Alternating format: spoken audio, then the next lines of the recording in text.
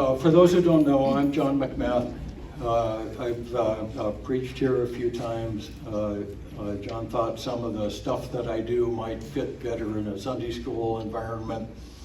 And if that works great. I should say that I am not a replacement for Bill Stohovsky. I don't know that any of us could.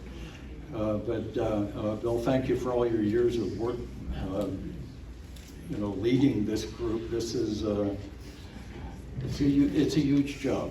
Keeping up on that is a really big deal. Thank you for all of your service. I'll be doing this for a little while. We'll try this to see how the timing works for us. At our distance and with our family situation the way it is, we can't always predict a Sunday morning, but we'll see how we do with this. And I've been looking forward to it. We will be during at least 8 weeks. I'm aiming at 8 weeks. And if it's obvious it's going to take longer, we'll do it. But I'm looking at 8 weeks, looking at background to the books of Joshua and Judges. So you'll probably want to bring your Bibles. You might want to take notes. I don't know. Not everybody is a note taker, and if it works for you, you can. I will be going over a whole bunch of stuff, and I'll introduce kind of where that comes from after a bit. I'm wondering, does this class usually start off with prayer requests and all of that? Do we do that? Yeah. No, not necessarily. Okay. If you do have prayer requests, let me know up front. Again, if I try to take prayer requests from a group, I usually miss 3/4. Just the way it is. If you do have questions, I will take questions while we're doing all of this. I love answering questions. My students have learned over the years that it is often possible to delay me from getting to the hard, boring stuff by asking a question that will lead me off down a rabbit trail. And I'm really prone to rabbit trails. Sometimes the rabbit trails are really fun, but they usually don't help get you ready for the final exam. In this class, there won't be a final exam, so I don't care, I'll go off on rabbit trails. Let's pray, and I'll give you some introduction as to what to expect. Father, it's good to be together. We thank you for this church, for the ministry on this corner all these years. We thank you for the impact of this group and this church on the whole world. We thank you, Father, for the vision that we share here. Help us, Father, in the weeks to come to understand your word just a bit better. We pray in Christ's name. Amen. Okay, people may ask, well, why did you choose Joshua Judges? And do you have any particular qualifications to teach a thing like that? Yes, a little. I've got a bit of background here. Back in the day when it was time to do doctoral work, I took the usual classwork and then did the big kahuna, the dissertation. And my dissertation was on the archaeology of Joshua and Judges. Wrote about 500 pages about the archaeological background of the books of Joshua and Judges. Now, archaeology is a kind of a fun thing to get involved with. I spent part of one summer on an archaeological dig in Israel, way back in the day, a long time ago in a galaxy far, far away it seems now. Back when I had the energy to spend all day, every day out in the sun digging. It was fun, but archaeology is the art and science of digging a hole and telling a tall tale about it afterwards. What we find is not usually as exciting as you would assume, having watched Raiders of the Lost Ark with Indiana Jones. There's almost nothing in the Indiana Jones series that is even remotely like actual archaeology. Well, with the exception that real archaeologists actually don't like snakes. I still don't like snakes. I've never gotten over that. Because you do run into them under rocks and that sort of thing. Okay, archaeology involves identifying sites that might be interesting, which is often not terribly difficult, but sometimes that's the main event. And then surveying the thing to find out what kind of eras you're looking at. Digging, which is done with volunteers. That's where I came in. Way back then, I was certainly not Dr. Anybody, and I was just one of the guys with a pick and a little shovel. We may show some pictures of what archaeology looks like. Archaeology provides hard data as evidence for events that happened in the past. So, if a city was built in a certain place according to ancient literature, let's say some Egyptian pharaoh came through and he listed the cities that he destroyed along a path, we should be able to track those cities and find them. If later on an Israelite king fortified several cities, including one that was mentioned by this Egyptian pharaoh, and the path of fortification is a little different, we should expect an intersection right about there. And you go to that place and lo and behold, there's a great big mound. And people ask, well, why did ancient people build cities on mounds? And the simple answer is that they didn't. They built in a flat place that was convenient. And then when that fell down, burned down, was knocked down by invaders, they built another one on top of that. They didn't have robotic D9 cats like the Israelis do. They just leveled things off more or less to suit themselves and built another city on top. And when that one was knocked down, they built another on top of that. You do this over and over again for a couple of thousand years, and pretty soon you've got a mound.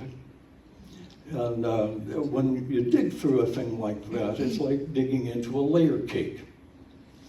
And everybody knows that the last thing you put on a layer cake is the frosting. Okay? And if you're digging through frosting, you know that that's pretty recent. But the farther you get down into the layer cake, the longer ago it was that was laid down. Yeah, that's pretty straightforward. So we can think of layers in an ancient tell as layers in a layer cake.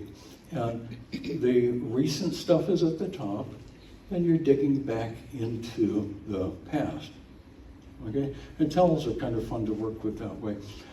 Sometimes we find monuments, like the pyramids in Egypt. Okay, cool. That's good stuff. Sometimes it's hard to date those things. You have to look for other sources. Sometimes we find monuments like walls or substantial pieces of stuff. And that's cool. We put all of those little bits of evidence together to make a case for what actually happened. If any of you have ever been to court, especially if you've ever had to sit as a jury, you know that the attorneys, particularly the prosecutors, a lot of times in the kind of things that I've ever witnessed, the defense attorney doesn't really have much he can do except throw rocks at the prosecutor. But the attorney who has a case to make does that by presenting lots and lots and lots and lots and lots of trivial pieces of evidence. And each individual piece of evidence doesn't add up to very much. You get a photograph of a farmyard with a barn door on one side and the top part is open. Okay, and this is introduced as object number 26 and whatever. And later on, the attorney, if he knows what he's doing, will put it all together. He said, from this point, they could see this, and a person standing here could hear this, and what you're looking at there, and then that demonstrates that this perpetrator actually did the deed. Okay? And we call this the law of trivial detail. And when we're dealing with archaeology, we're dealing with often what seems to casual observers a whole lot of trivial detail. Broken pots, a pile of rocks, the line along a piece of bedrock where there might have been a wall once. Those are the kinds of things we see. In reality, we think that less than 1% of the world of antiquity survived. Most everything from the ancient world is gone. It's just gone. Somebody picked it up and carried it away, somebody burned it to the ground, somebody stole it, dropped it in the ocean. It's just gone. 99% of it. Of the 1% that probably survived antiquity, less than 1% has been excavated, which means there's still a whole lot to find. If you hear somebody saying, archaeologists agree that the Bible is absolutely wrong about A or B or C, whatever they're wrong about, the correct answer is keep digging, wait, because the next spade full of topsoil is going to reveal something new. We're always learning new stuff. I try to stay on top of the stuff going on in Israel and the associated area, just professional interest. I care about stuff, but you can't keep up with everything. So there's quite a lot being published, but we feel like there's probably less than 1% of what has actually been excavated has been published. So what we're getting, what finally makes it into popular publications and it gets on the newspaper, is less than 1% of 1% of 1%, which works out to, my wife is the mathematician, but not very much.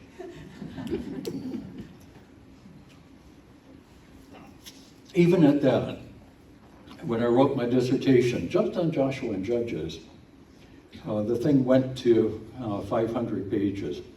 And 75 pages of that was bibliography. Just a list of all of the places where all of this is published.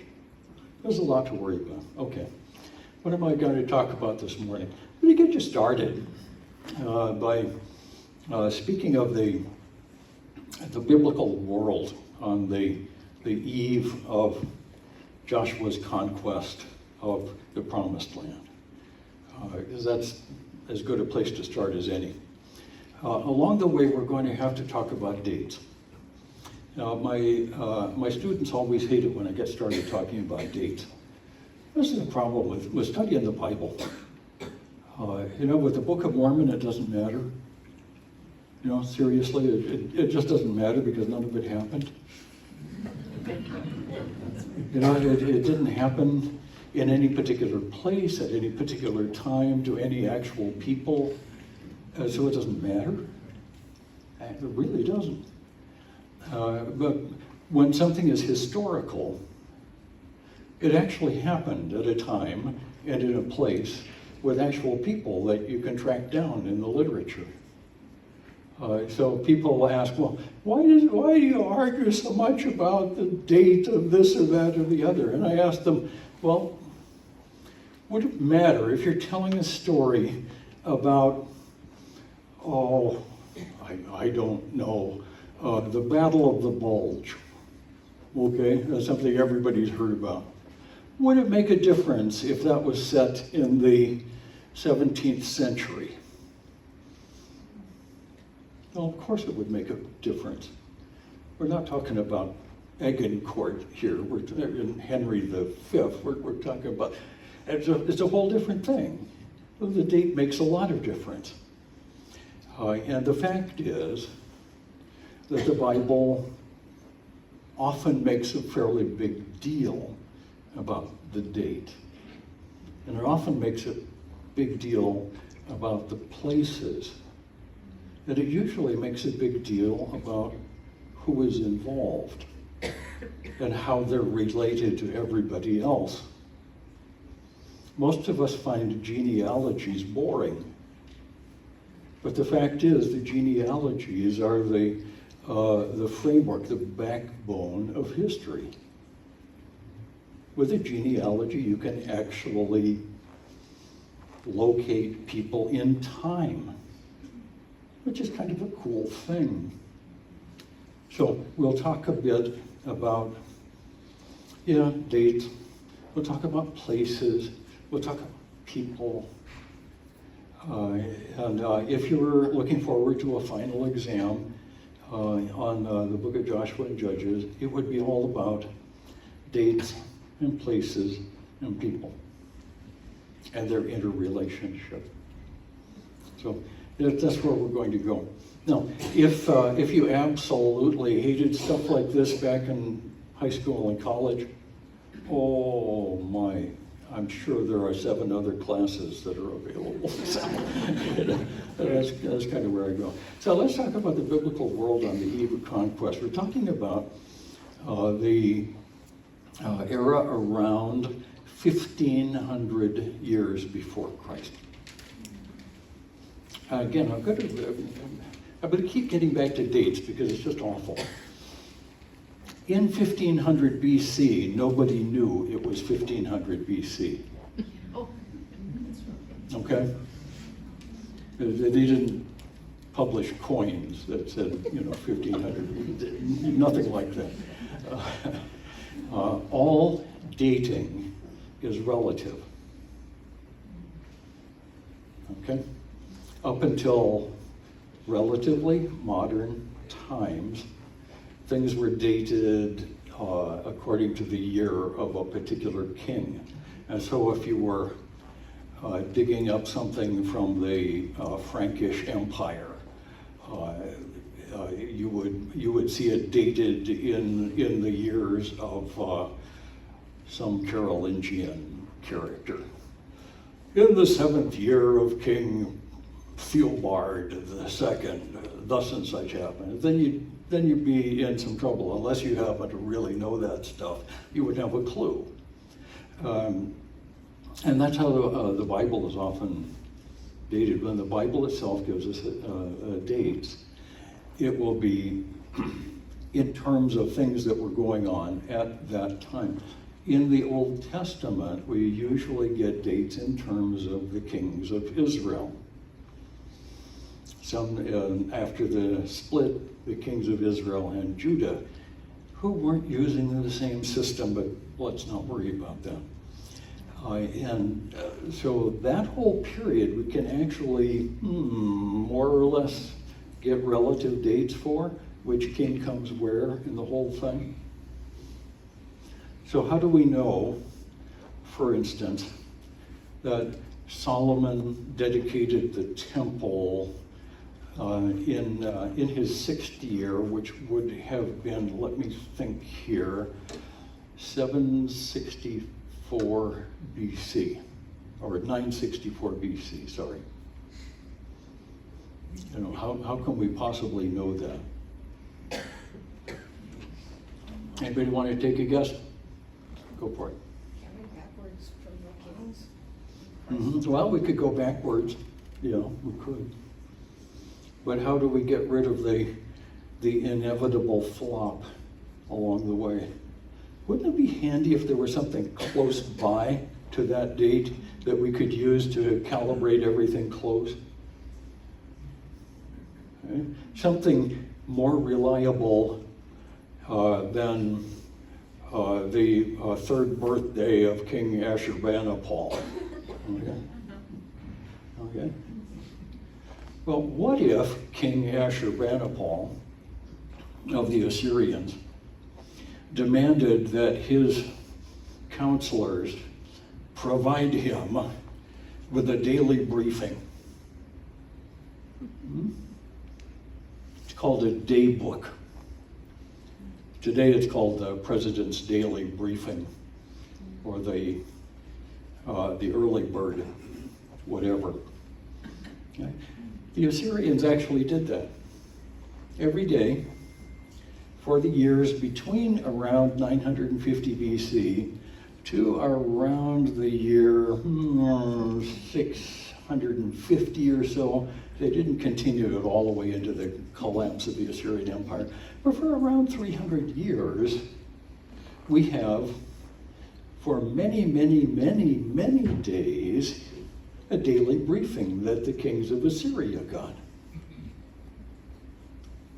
Ooh, well, what if they mentioned something that we could actually date? Like, for instance, an eclipse. In the 4th year of the great king Ashurbanipal, long may he live in blessed memory, etc., etc., etc., among other things. The great god Nisroch swallowed up the minor god whatchamacallum until the priests of Nisroch spoke the magic words and commanded him to spit up the lesser god such and such. Okay. Well, what the devil are we talking about? That was an eclipse. That's a solar eclipse. The moon got in front of the sun that day. Now, thankfully, because calculus works, and I can't follow it, but I can read the books of people that can, we know, we can calculate mathematically, every time there was an eclipse visible in Nineveh, which is the capital of Assyria in the ancient world. And that particular date, when Ashurbanipal got his report, was the 15th of June of 763 BC. That's a hard date. And because we have correlations with Assyria and the Israelite kings, and Assyria and the Egyptian kings, and Assyria and the Babylonian kings, and Assyria and various other powers, we can do a whole lot. We've got dates all the way through for the Assyrians. We have similar things with the Babylonians. We have similar things with the Egyptians. A whole lot of astronomic dating. Because of that, we have a lot of hard dates for the Old Testament. Okay, so we can guess really, really closely as to the date that Solomon dedicated the temple, 964 BC. And I've forgotten the particular day, but 964 BC. And we know the Bible says very explicitly that Solomon dedicated the temple in the 480th year after the Exodus from Egypt. Now, if we add everything up, it comes out to 1446 BC, which is what the Bible explicitly says. And that date, Exodus 12, Moses taking the people up out of the land of Israel, explicitly says was 430 years after Jacob, father of Joseph, came down into Egypt and the beginning of the Egyptian sojourn. So that would be 1776 BC. And from there we work our way back. So Abraham dates back to around 2,100 and some odd years BC. Okay, we know how long Abraham lived, and Isaac lived, and Jacob lived, and Joseph's story, and when Jacob came down into Egypt, 1776, and we measure 430 years, and there we come to 1446 BC. That's the date for the Exodus. The conquest had to have happened around 1406 BC. Allowing for a certain amount of flexibility, that's got to be pretty close to right. Now, the reason that the non-conservative scholars pick a different date is because they don't want the Bible to be right about anything. They would like the Bible to be utterly confusing, a story written by madmen signifying nothing. A whole lot of sound and fury, but nothing particularly important. I'm one of those crazy people who believes the Bible. I've always figured that if I spent a little more time studying my Bible, I would understand it better. And the deeper I dig, the more hard, verifiable truth I dig up. And it's, after a lifetime of this, it never stops being fun. It's kind of an adventure. I remember digging. We were at Lachish in the Judean Shephelah.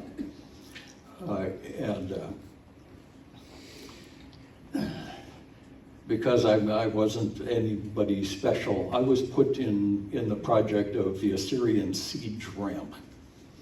Okay, when Sennacherib, the king of Assyria, came up to Jerusalem in 701 BC, he stopped for a while at Lachish, just long enough to destroy the city. And it wasn't a huge job, but it, by his standards, it was just part of the daily grind. And they built a siege ramp up one side. And you can see the panicked efforts of the Judeans on the other side building a counter ramp. Another group in my section of the volunteers went down in that counter ramp while I was going down on the outside of the wall. But I can remember, scraping away, little bits of dirt, scooping them up with my patiche, just tick, tick, tick, tick, tick, tick, tick, sweep, sweep, sweep, and take a good close look. And every once in a while, in that particular spot at the top of the siege ramp, we would find interesting things. The most common were small iron arrowheads. And I remember the first time I found one of those. It was a little iron arrowhead. This would have been fired by the Assyrians coming up. And you pick one of those things up. And it doesn't look like anything. It's the most boring thing you've ever seen. Just a little lump. You can tell it's an arrowhead because it's heavy. It's not lightweight like dirt. It's heavy like a piece of iron. And you pick that up and you realize for the better part of 3,000 years, this thing has been lying here. And nobody has seen this, nobody has touched this. Since that Assyrian soldier, whose bones may be somewhere nearby, took that shot. We don't know what this hit, if it just bounced off the rocks. But here it is, and I, intrepid archaeologist that I am, have dug this thing up. We found about a dozen of those. The specialist would come down and very carefully clean the area around and use microscopes on everything and then take it apart. And the whole thing was sent to Tel Aviv where it disappeared into the basement of some museum. But I can remember that. And that happened in 701 years before Christ, in late August or early September of that year. How do I know? Because Sennacherib sent a report home, and it showed up in the daybook. That's how. So we know that that particular event, which is mentioned only briefly in the Bible, happened at a very specific time. So King Hezekiah was the king in Jerusalem at that time. And we know the year and the day of Hezekiah's reign when that event happened, because it's mentioned in Kings and Chronicles and in the book of Isaiah. History is like that. The truth has a funny way of leaving traces. When something really didn't happen, it's awfully hard to do archaeology proving it. You know what I'm saying? And so the angel Moroni really didn't have anything to say to Joseph Smith. Satan might have, but there was no angel Moroni. And you're never going to find these big Mormon cities in Central America. It doesn't matter how long you look. And Brigham Young University has the best Mesoamerican archaeology department on the planet. Better than anything in Central America. They're the experts. I love reading their work because they're professionals. They actually do the job. But so far they found nothing. Okay, biblical world on the eve of the conquest. There's a whole lot we can know. Yes, sir. Just going to say, I understand that they can pretty well get the dedication date of Solomon's temple almost to the day. Yeah. And they said, by the way, it said they finished it at one time, the construction, but then a few months later, they actually dedicated. That's because they're building the Home Depot there. Well, they finished the renovation of the building, then they have to furnish it, move all the stuff in. And they knew it was during the 7th month, during a feast, but which feast? And it looks like it'd be called tabernacles, and there's a lot of things. Almost, it could just about get to the day, as I understand. Yeah, with modern events, of course we know what day it happened. And in the ancient world, they were no less interested in it. So they nailed down dates. Yes, ma'am. Well, I'm just gonna burst, so I'm gonna say something. Ooh, I'm gonna get closer. I'm I'm gonna turn my hearing aids up to stun. Yes, okay? I always wondered why it said, on the day that God put the lights in the sky, to let them serve as signs to mark sacred times and days and years. Yeah. I always wondered why that was there. And I noticed it, and I've always thought about it, and I've always thought it wasn't important, because he doesn't qualify very many other things when he creates them. Yeah. But he gives that. And then when you said that about the comments and being able to date everything to the specific days and times and years, I was like, oh, that's why. Mm-hmm. Yeah, it's absolutely right. It's absolutely right. The stars in the sky, the sun and the moon were given to us, at least in part, to allow us to make accurate judgments on time. It's like God thinks the time is important, and that history is important, and that getting the dates right is important. And that's why our woke friends would rather not know that the dates are accurate. They don't want to think about that. Because if the dates are accurate, what if some of the stuff that actually matters is accurate? Oh well, we won't talk about that. Okay, a little bit of the biblical world, and it's going to turn out I'm not going to use this, so I'm going to push this down. I thought I would do a bunch. I'm not going to do a lot of dates this morning on the whiteboard. Those things you see in the background are hieroglyphics. Right? That's the way the Egyptians wrote when they were doing sacred stuff. If it was not quite so important, they just talk to each other. But if they wanted it to last through centuries, it would be hieroglyphics and carved on stone. This particular stone is red S1 granite. And if you've ever wanted the finest kitchen countertop in the universe, that's the stuff. It's very nice, very fine grain, and doesn't absorb water like some granites will. Very good stuff, and it lasts forever. This photograph was taken from an Egyptian sailboat. We took a ride on the sunset ride on the Nile. It was kind of fun, kind of a fun thing. And this gives you an idea. The Egyptian civilization goes back to around 3000 BC. Probably a little earlier than that is one of the first 3 civilizations in the world. A civilization defined by the invention of writing. We have writing apparently in the Nile Valley, the Mesopotamian Valley, and the Indus Valley in India. The Indus Valley doesn't pop up in the Bible, but the Nile and Mesopotamia both do. They both date back to between 3000 and 3300 BC. It's a little tough to get accurate dates that early.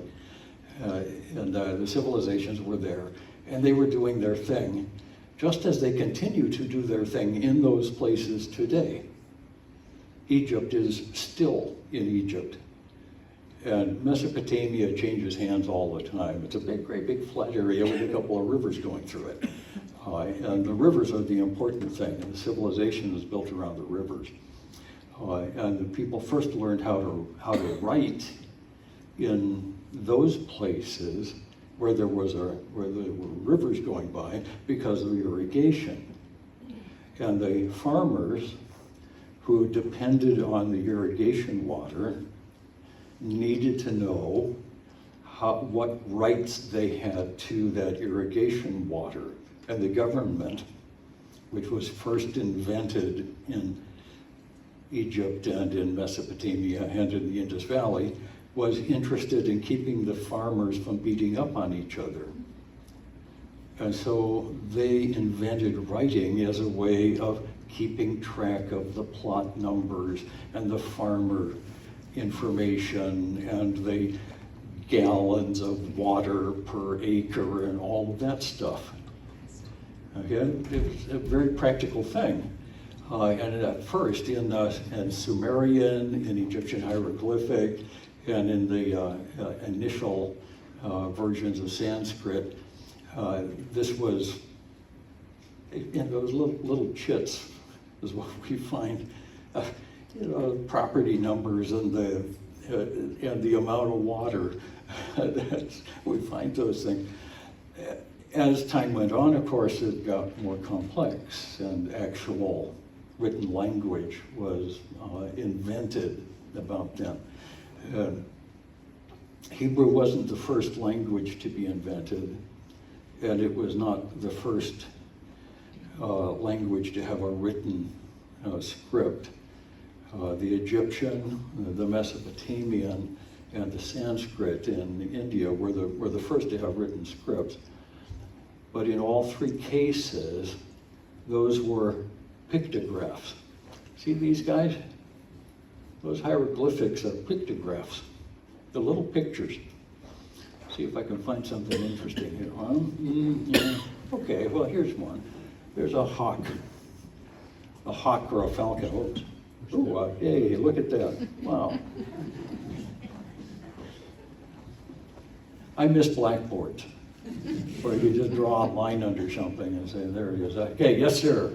I'm asking. Nice and loud.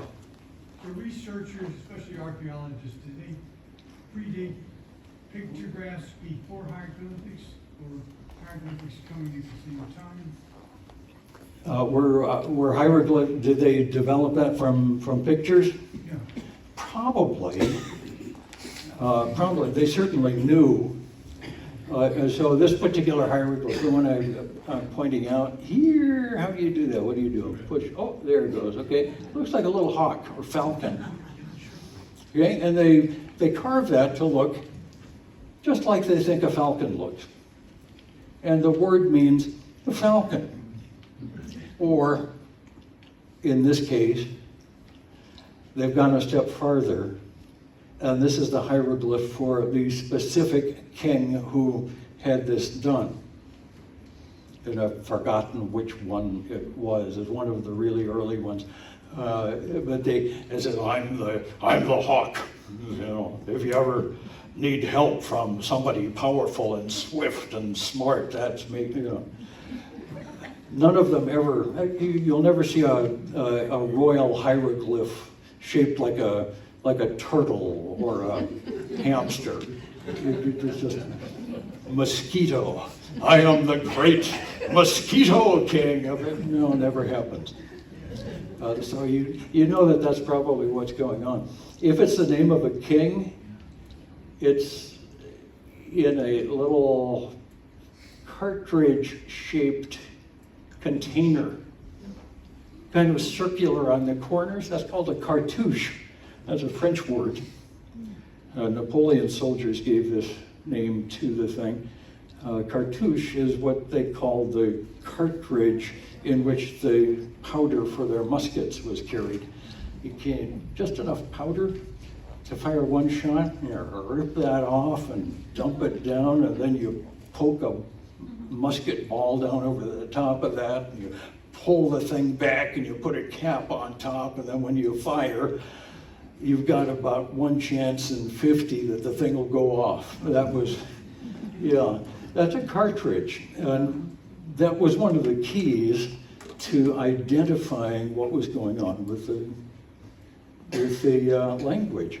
We finally figured out by comparing this with a Greek version on the so-called whatever stone, the Rosetta Stone, found at Rosetta in the Nile Delta. The Rosetta Stone has hieroglyphics, a alphabetic version of Egyptian called Demotic, and Greek. And everybody knew Greek in those days. The French scholars all could do that. And so they said, Greek, this is easy. And then they went back and they could decipher the Demotic without too much trouble. And then they used that to go back to the hieroglyphs. And they noticed that when it comes to the name of a king, that's always in about the right order. That is probably these cartouches. And since they could read the name of the king, they could pronounce what that thing was. And that gave them the clues on how to decipher the rest of the hieroglyphics. That was kind of a fun thing. It's all kind of neat. So you got a bunch of stuff going on in this ancient world. Let's look at this. People are often surprised at what a small world it was in the old days. I mean, this is it. Pretty much everything that was happening in the world happened right there. Okay, today we'd call that, a good place for, a couple of days on a cruise ship. We'll stop in Haifa, and then we'll stop in, Alexandria, and then we'll go on someplace interesting. But that's about the whole world in those days. Most of the Bible takes place right here. Okay, the key places for what we're going to find in most of the Old Testament: Egypt, about 1,000 miles down the Nile. If you look at Egypt in a satellite photograph, you'll find out it's this little green strip with a big head at the north end.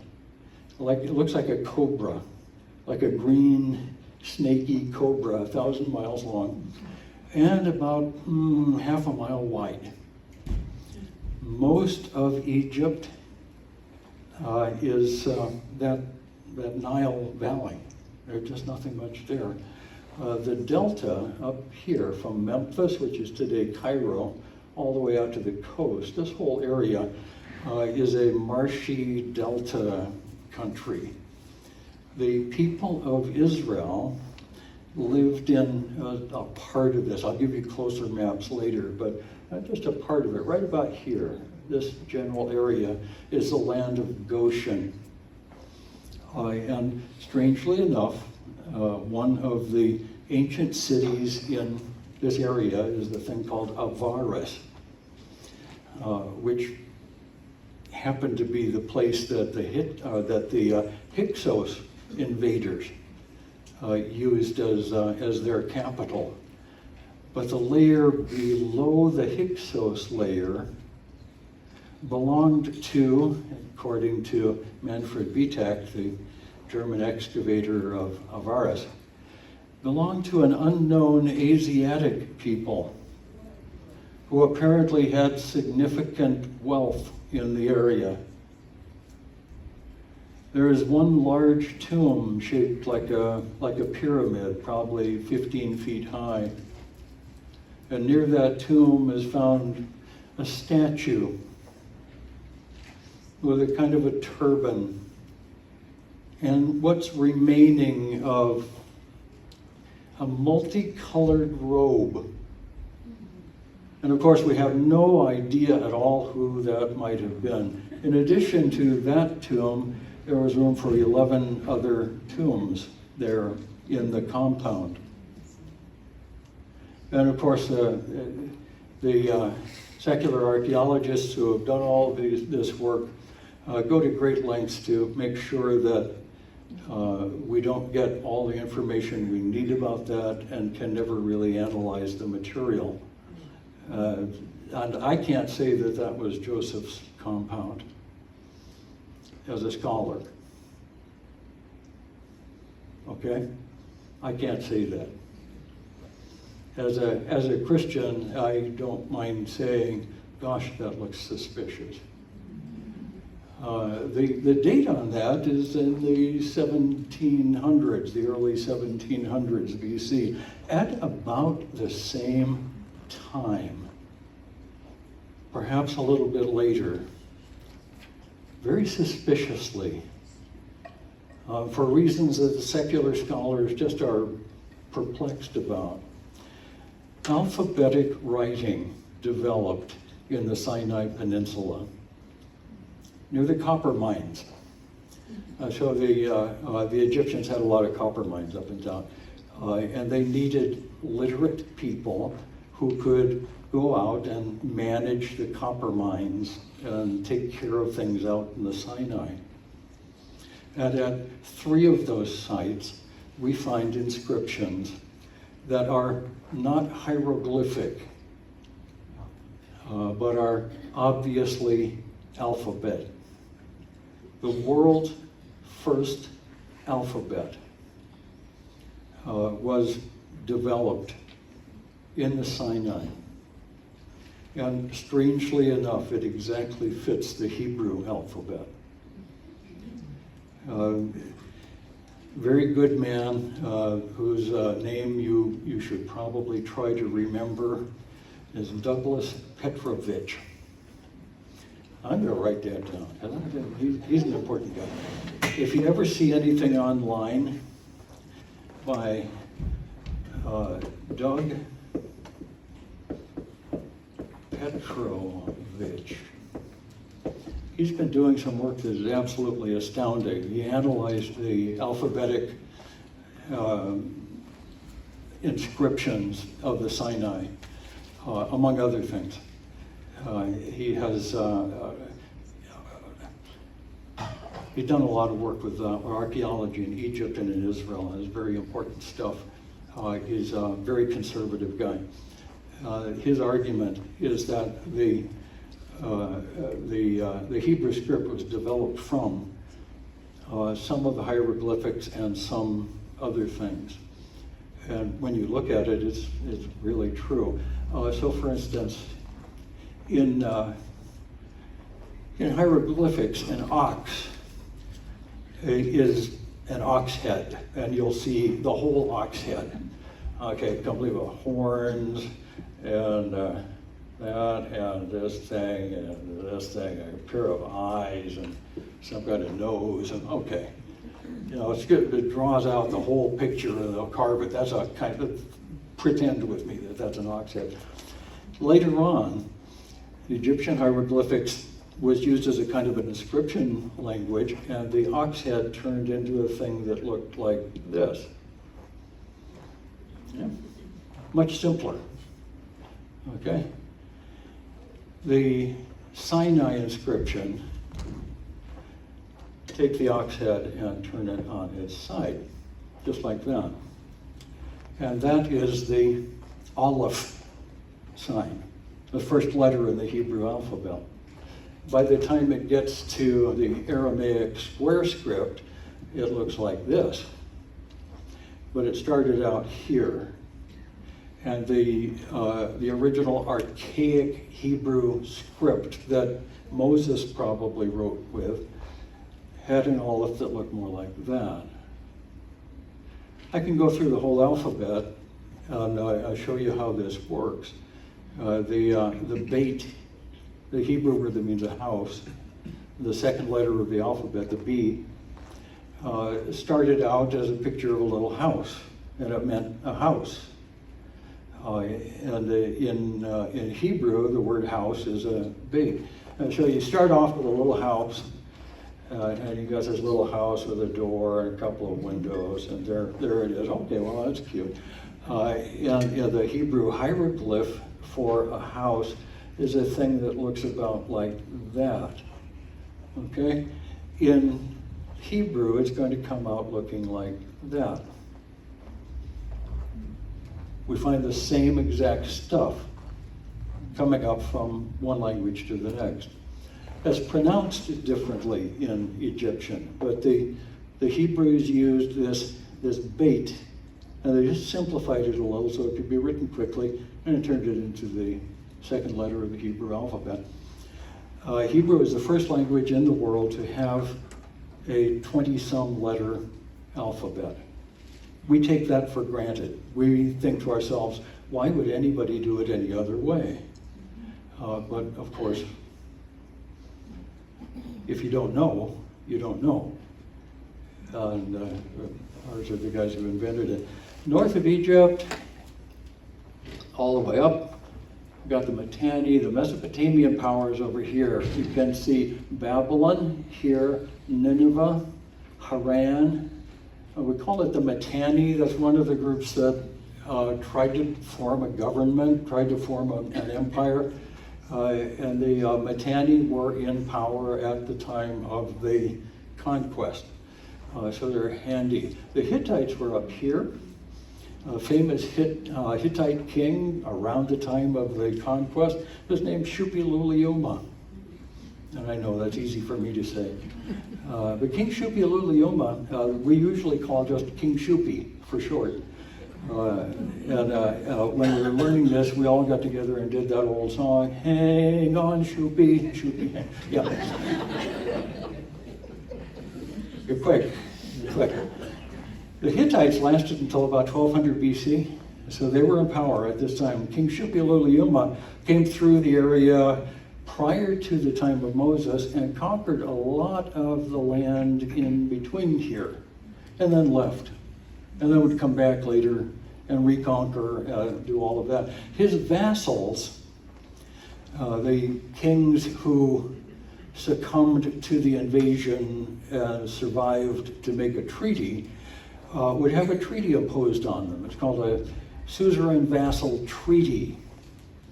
And the great king, Shuppiluliuma, said, I'm Shuppiluliuma the great king of the Hittites, great king of the world, great king of all of the universe, have delivered the people of Sprague, Washington, from the horrors of their submission to whoever was the tyrant before. And in result of that, you shall have no other great kings before me. And an ongoing list of stipulations. These are the conditions of the treaty. And they start out and they continue exactly like the book of Deuteronomy. That's interesting stuff. Anyway, so you got this going on. The Greeks were barely, I mean, they were barely even started. They were there. There was some important stuff going on in Greece. The Romans were still living in Stone Age villages worshiping rocks. Okay? There was probably not much of anybody living in Spain. Great Britain didn't know anything. Farther north, there was nothing. The New World was mostly empty. Okay? It's a very small world. You know, when they say it's a small world after all, well, it's bigger than it used to be. This is a small world. Most of the Old Testament is written with this small world in mind. When you read in the Old Testament prophets, and all of the earth succumbed to the power of so-and-so and such and such. What they mean is this area here. They don't mean that King Shuppiluliuma had control over Chini. Okay? It just doesn't work that way. And that's a help when we get into biblical prophecy and we start worrying about what does it mean when the whole earth has this, that, or the other thing happen to it? Well, think about the usual suspects. And probably it's people that lived here. This area, from about Carchemish down to, let's say Zoan, this area here is very thin. It's a bit of fertile land between the Mediterranean and the desert. Okay? Makes a land bridge between the Eurasian continent and the African continent.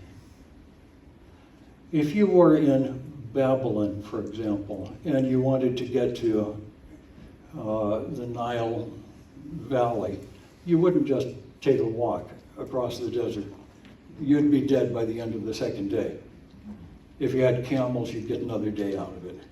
But nobody would do that. They'd come up along what we call the Fertile Crescent and come on down. This was the route, like that. And the area itself in which we find the Promised Land, where the patriarchs operated, is this land bridge. The archaeologists who spend a lot of time studying this kind of stuff call it the land between. It's the name of a really important historical geography textbook. And I really like it. A fellow by the name of, okay, well that disappeared. I'm having a presidential moment. Why can't I remember the name of a very prominent liberal far left-wing archaeologist? Well, maybe that's a good thing. Okay, calls it the Sacred Bridge. That's the name of an atlas, the scholarly atlas of Israel and the surrounding area. Very, very useful stuff. And the fact that it's a land bridge means that if people wanted to go from one place to the other, let's say you were in Egypt and you wanted to go to Haran, you would come up this way. And in fact, there were two routes. You could pick a route that went closer to the Mediterranean and had stops where you could spend the night every 5 to 10 miles or so. Or you could take the other route, less traveled by, that went up along the edge of the desert. The one next to the desert is called the King's Highway. It has water stops about every 50 miles. Perfect if you're driving camels. The one closer to the Mediterranean is called the Great International Trunk Route, or the Via Maris. The Romans called it the Via Maris.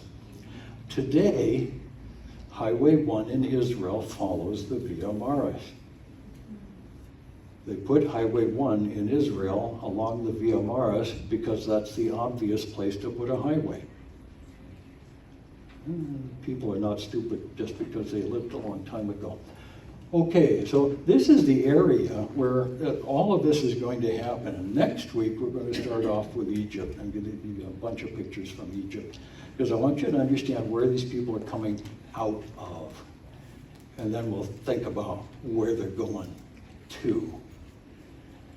Once we know where they're coming out of and where they're going to, we can ask the question, why were they brought out? Just to wander?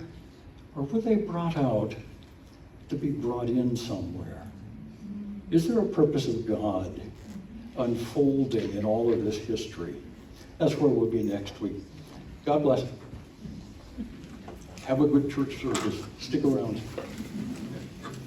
Keep your fork. The best is yet to come.